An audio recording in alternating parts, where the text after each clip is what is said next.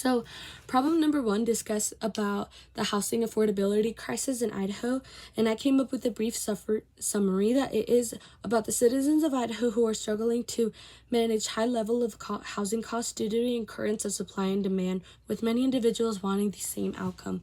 Now, what I mean by this is so many individuals, and especially in Idaho, want to own land. They want to have a place where they can grow crops, build a house, have a family, things like that. But what they don't really think about is how many other people want to do that. That comes with like the demand for all this like land and all this like wanting to build things like that, and like crops and everything comes with like the low levels of supply in Idaho, which obviously that comes into play. Like people want more money for it because everyone wants it. Like that is just kind of like a factor of our economy that we can't really change. Also something that comes into play is a national like high interest rate that we have. Now that like not only goes for like your costs of living, but it also goes for like literally anything that you want to buy. That also goes for like college and wanting to buy a car and things like that. And I think that it is just so important for us to keep that in mind when it comes to like these high living costs, because that can like change so much, and that just depends on so many like factors that we have. I think that this is like that's one of the issues, one of the reasons why it's a big problem to me.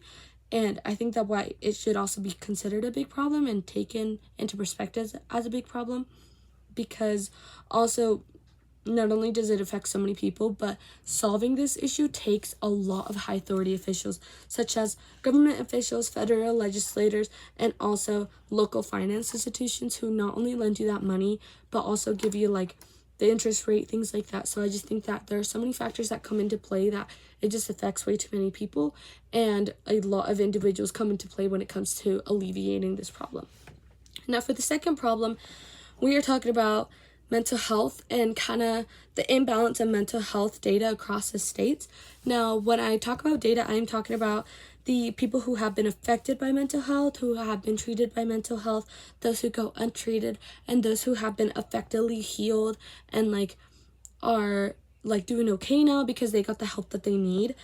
I think that this is a big problem because of how many people go every single day suffering from mental health issues and don't get the help that they need, because this can affect them in so many ways. I mean, people don't understand just like how intense the physical like risks and health issues mental health itself can cause you, because the brain literally controls our whole body. It controls every single aspect, every single movement that we do. It controls every single thing that we feel. So we need to make sure that we are in a healthy like mental health state, so we can make sure that we, as the people who run America, are able to do our job effectively, and also just like really just keep going. Honestly, like what if everyone just regulates these mental health problems, and then everyone is affected by it, but it's just like something normal, and America feels like these problems and the effects by it. So I think just like the large population that goes into it like just automatically contributes as like a big problem, and just identifies it just as something that like we all need to take into consideration. Now, the last problem talks about the millions of American families across the states who are struggling with food insecurity. Now, food insecurity talks about like not having enough food to really just help support you, or just also with like not helping you have like the bare necessity of like a healthy lifestyle.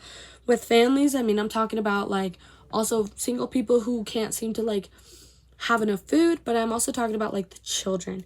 And I think the children is one of the main reasons why I consider this a big problem, because if the adults don't have enough food in the family, the children don't have enough food for the family. Like the children are literally the future of America. They will be our future doctors.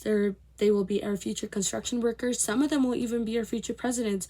So if so many children around the United States don't have enough food to support their development and their mobility, they might grow up to have like some issues when it comes to learning, some disabilities, things like that. So food is obviously something that is so essential to the human body, and along with like memorization, things like that, I think that like not only these consequences are so severe that we need to consider it a big problem, but we also need to keep in mind that like these children, I mean, their development is so crucial on like their physical activity, but also like their food intake, like things like that. So I definitely think that we need to consider this a big problem, because food is not something that Americans should be suffering over. Now, for the common characteristics that I found among these three problems, I came up with two.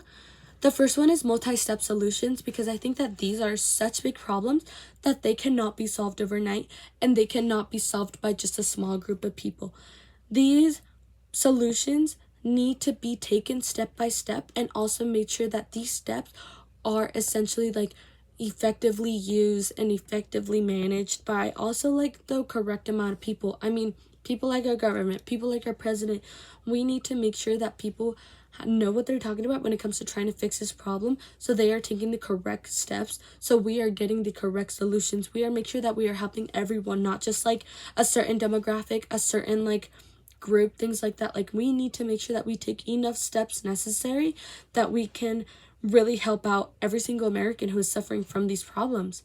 Now, the second one, I kind of talk about groups in a little bit in like all of these, and I do think that with the statistics shown, things like that, we do have a couple groups that come into play, such as like high and low income, people of color, and also people with disabilities.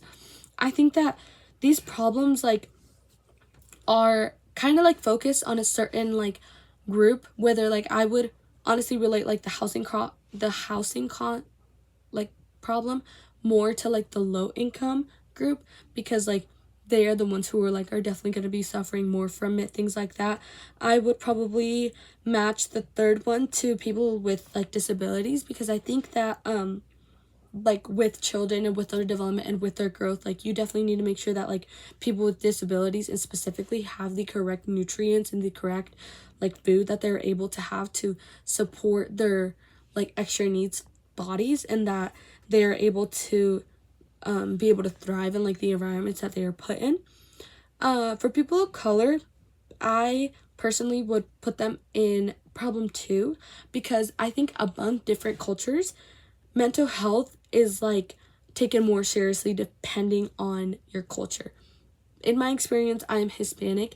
I feel like mental health is overseen so much. Like, people do not like think that mental health is really an issue. They don't think that it's like, they think it's something that like, let's say like your grandpa thinks that like you're just not putting in enough work because you don't have motivation to do, but in reality you're like suffering from anxiety, things like that. So I definitely would relate problem 2 to it. So those little groups, like, they definitely have something in common with all three of these problems, which even though like I corresponded each one to one group, I definitely see all of these groups like corresponding in some place in these groups. I just think that there's more than others, if you know what I mean. But yeah, I think that these problems are affecting a lot of Americans, millions of Americans across the state, and I think that there are definitely issues that are that we should be taken into consideration.